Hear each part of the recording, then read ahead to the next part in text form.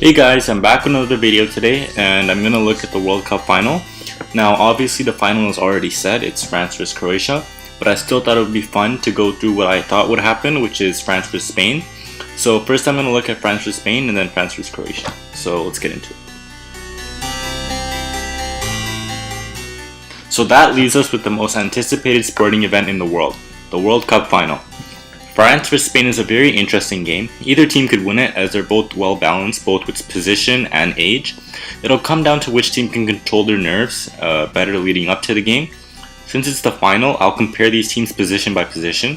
For goalkeepers, I'll give it as a draw. Both De Gea and Lloris can keep out even the most well-placed shots. It'll come down to who can play better on the day of. For left back, it'll be Spain's Jordi Alba versus France's Benjamin Mendy or Lucas Hernandez. I think Jordi Alba beats out both of them. He's consistently been one of the best fullbacks in the world for Barcelona, and I have no reason to think that he won't perform just as well for Spain. His defending as well as attacking ability should be on full display as Spain try to take advantage of France from the wing. Next is right back. It'll be Spain's Carvajal versus France's Pavard. Once again, I give Spain the advantage. Carvajal is a high quality right back who will play part of a very strong Spain defense. Benjamin Pavard has a lot of potential at only 22 years of age. Looking right now though, I don't think he can outplay Carvajal. For centre back, it's Spain's pairing of Piqué and Ramos versus France's centre backs Varane and Umtiti. This is actually very difficult to choose from, even though it seems like Piqué and Ramos win fairly easily. Varane and Umtiti are both extraordinary centre backs who coincidentally play their club football in Spain. I think Ramos and Piqué's experience put them on top, however, but not by much. Spain and France can both play different positions, which may or may not contain left and right mids. So for the sake of comparison, I'm just going to refer to the entire midfield as one, using who I think will start for each team. So for Spain, that would be Iniesta, Koke, and Isco. And for France, that would probably be Kante, Pogba, and Matuidi. This one is so tough to choose from, as both Spain and France have excellent midfields on paper. I'd go with France just because I think they're more versatile, in the sense that they have players like Kante who are box to box, as well as players like Pogba who can pass and are more attack oriented. Another thing I considered when deciding this is that France has a much better attack, and I think that sort of impacts the midfield's effectiveness because you need good strikers to finish the chances, and that also helps France win as well because I think they have the better strike force. For the attack, as I already said, France wins. Spain's attack of Costa, Asensio, and Moreno are just a class below Mbappe, Griezmann, and Giroud.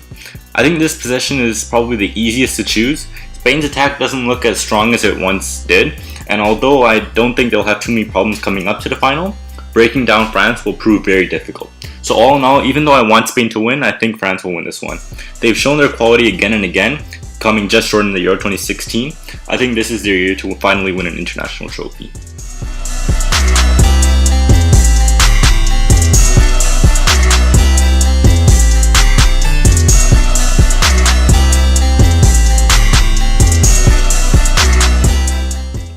So now that we've gone over what I thought would happen in the final prior to the World Cup, let's get into what's actually going to happen, which is Croatia versus France. I am very, very surprised with this final. In fact, I'm surprised with the way the whole World Cup has played out. There's been a lot of upsets, so I don't think anyone saw this one coming. Croatia looked like a decent team, but I didn't think they would play as well as they have. As well as they have done, I still have France winning. It would be nice to see someone new win the World Cup. It seems like it's just been the same countries winning in recent times, so it would be nice for a change, but France just has too much quality to lose this one. They don't have any obvious weaknesses. Coming into the tournament, I thought their young fullbacks, Benjamin Pavard and Lucas Hernandez, might be a liability, but they both stepped up and played fairly well. Croatia are also a very strong team. I'd have to say their biggest strength is their team unity and their mentality. They never give up. Their last 3 games have went to penalties or extra time, and they've handled that pressure very well. They're going to need to do the same in the final if they want to win. Croatia's midfield, of course, is very strong. Luka Modric, Rakitic, and Kovacic. I think they even rival France in that respect. I'd have to give it as a draw, but goalkeepers and defense are both for France. I think Croatia has a decent keeper in Subasic, and their defense is quite good as well, but France is just the best of the best. Attack is again for France, although Croatia has impressed me quite a bit. Perisic has stepped up, Mandzukic has done pretty well. So they're going to look to do some damage, but France's defense is really strong. If they perform as well as they have in this tournament, then it's hard to see Croatia breaking through. Aside from the Argentina game, in which they didn't do so well, they only conceded 1 goal all tournament. France's attack, on the other hand, is stronger in my opinion than Croatia's, and they're facing a weaker defense. So I have to favor them to win the World Cup.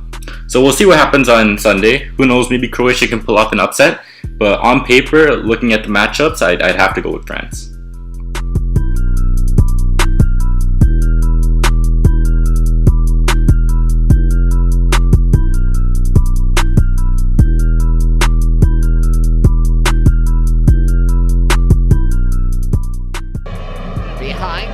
They've been behind.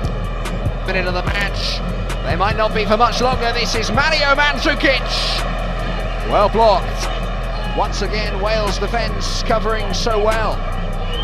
Lovren strikes to goal. Oh, what a goal that is! Dejan Lovren with a simply stunning strike.